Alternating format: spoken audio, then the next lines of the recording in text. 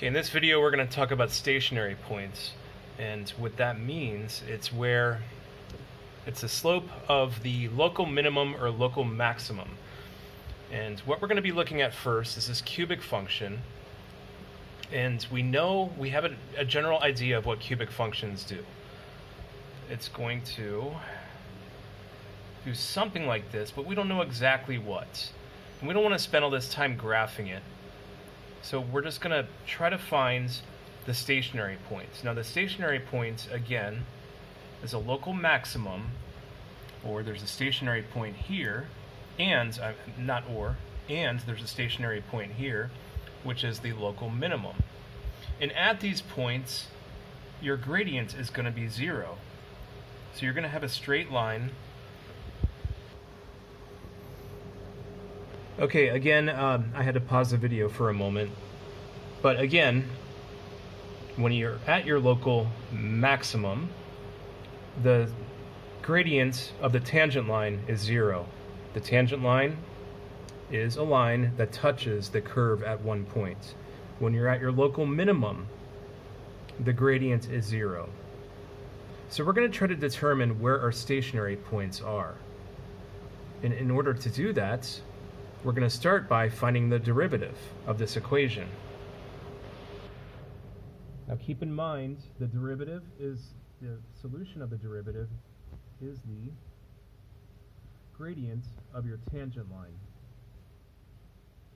As we know, the gradient of horizontal lines, like these, that are going to touch the local minimum and local maximum at one point, is 0. The gradient of all horizontal lines are 0. So we're going to put 0 in, because that would be the solution. The solution of the derivative is the slope of the tangent line, or the gradient of the tangent line. I'm going to factor out the 9, x squared minus 1. Okay, I'm going to divide the 9 on both sides, and I'm going to factor that quadratic, minus 1 x plus 1. Now I'm going to solve for x when y is 0, or when the gradient of the tangent line is 0. And I get x is equal to 1 and negative 1. Okay, now we have a much better idea of what the graph of this cubic function is going to look like. So now I'm going to put the 1 through the equation to get the corresponding y value. Then I'm going to put the negative 1 through the equation to get the corresponding y value. And I'm going to know at exactly what points the stationary points are occurring. Now we have a clear idea of what this graph is going to look like. I found the stationary points, and these are the points where the slope or gradient of the tangent line is 0. So that indicates where the local maximum and local minimum are. They occur at these 2 points. Now I did sketch the graph, and that was kind of a spoiler, and I'm sorry, I should have said spoiler alert before I drew the graph. But let's just say we don't know what the graph looks like. And let's say for some reason we can't graph it. And we want to know whether this is the local maximum rather, or the local minimum. And I'm talking about this point, and that's happening at negative 1, 9. So let's say we just don't know.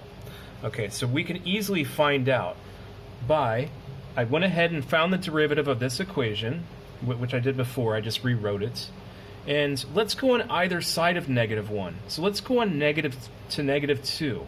And let's find out what the gradient looks like. So I'm going to put x is equal to negative 2 into the equation. I don't like the way I wrote that, but I'm going to go with it. Is equal to 9 negative 2 squared minus 9. Okay, so 4, 36. 36 minus 9 is... Wait, what was it? Okay, 36 minus 9 is 27. Sorry about that. I was thinking about 2 things at once, but... So that means that at negative 3, I'm going to write it, At x, when x is -3, the gradient is 27, which is a very steep gradient. So obviously, I didn't give a very accurate representation of what the graph of this cubic function is supposed to look like. So we're going to have, it's going to be much steeper than this. I'm going to show you exactly what it looks like in a moment. But that indicates, because it's a positive gradient, it's going to go this way. So I just drew the new gradient here. And that tells you, if it's a positive gradient, then you're going to, it's going to be a local maximum, because we're going to the left side of where the stationary point is. And that shows that we're going uphill here from the negative direction towards the positive direction. And if I were to put in -1, which actually I'm going to do, actually not -1, I meant 0, because we're talking about the point -1, +9. So we're over here at 0. Then I find out that the gradient is -9, which is going down. It's going downhill. It's absolutely fascinating how this works. So now we know that it's a maximum. Because on the right side, it's a negative gradient. On the left side of the stationary point, it's a positive gradient.